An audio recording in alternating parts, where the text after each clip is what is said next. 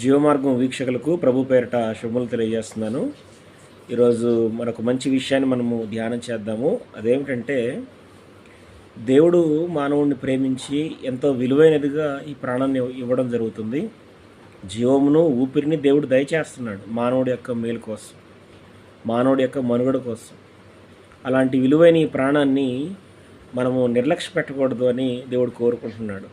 గర్భస్థ జీవితం మొదలుకొని చనిపోయేంత వరకు కూడా ఈ ప్రాణాన్ని విలువైనదిగా చూడాలని దేవుడు కోరుకుంటున్నాడు. ఎందుకంటే దేవుడు ప్రేమించి దయచేశాడు, దీన్ని బహుమతిగా దయచేశాడు. అలాంటి ప్రాణం విషయమై ముఖ్యంగా గర్భస్థ జీవితంలో ఉన్నప్పుడు, గర్భస్రావం జరిగినప్పుడు దేవుడు దాన్ని హత్యాదోషంగా భావిస్తున్నాడు. అబార్షన్స్ని దేవుడు వ్యతిరేకిస్తున్నాడు. అది ప్రాణహత్యగా భావిస్తున్నాడు దేవుడు.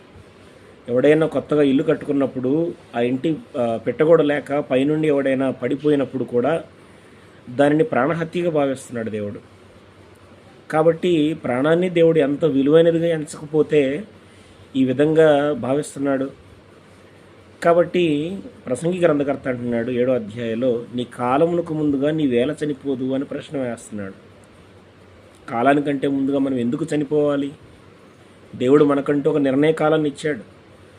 గర్భస్థ జీవితం మొదలుకొని చనిపోయేంత వరకు మనకంటూ ఒక కాలం నిర్ణయించబడింది.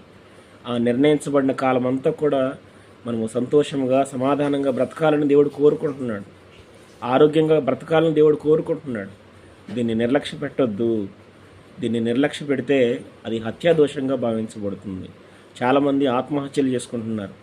అది కూడా దేవుని దృష్టిలో తప్పుగా ఎంచబడుతుంది.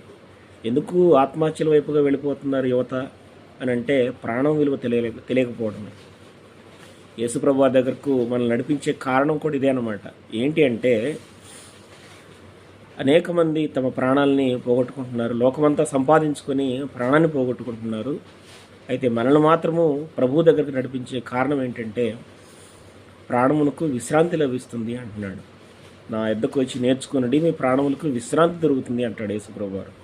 ఒకడు లోకమంతా సంపాదించుకొని తన ప్రాణాన్ని పోగొట్టుకుంటే వానికి ఏంటి ప్రయోజనము అంటున్నాడు.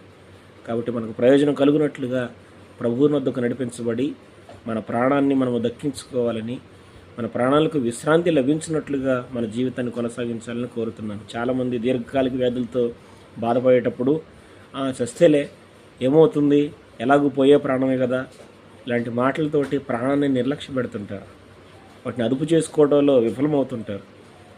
అలా చాలామంది నిర్లక్ష్యంగా డ్రైవింగ్ చేయటము, నిర్లక్ష్యంగా వ్యవహరించటము, అనారోగ్యాల బారిన పడినప్పుడు దాన్ని లక్ష్య పెట్టకపోవడం చూస్తుంటాం. జాగ్రత్త వహించాలని